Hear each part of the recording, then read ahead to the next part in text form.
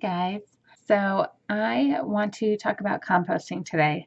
And let me tell you, this video is going to be short because my composting journey was a total flop. I know.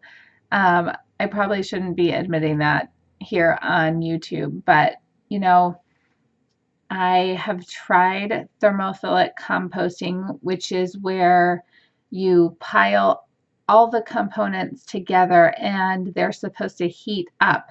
And that heating up creates this microbial process that is really beneficial and nutrient dense once it goes through its process.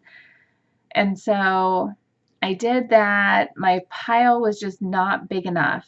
I even solicited the community to drop off their food waste to me in my spring co-op last year.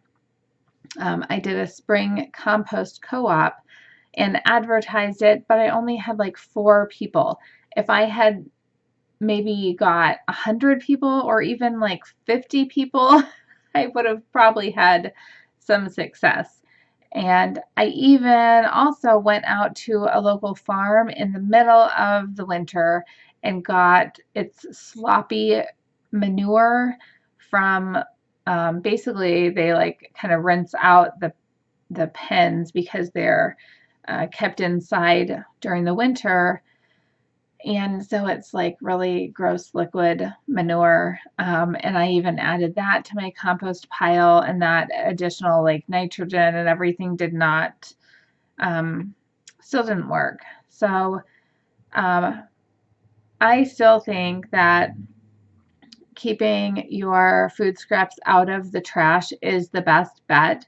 And I have just a fenced in little 3x3 area in my backyard, and I just put my food scraps in there and I cover it with some dry leaves, and then I'll move on with my life. And that kind of it's called a slow compost. It's ready every couple of years to use. Honestly, have been accumulating it now for 2 years almost and have not used it. But you know, it's an experiment. Creating compost prevents you from having to buy a bunch of soil amendments in the spring to add that nutrient density to your soil and to your veggies and everything that you're growing in your garden. So I am going to try again this year. I really do want to do that thermophilic compost. I total side note, I would love to do like a food scrap composting business. I don't know if it's in the cards for me right now, but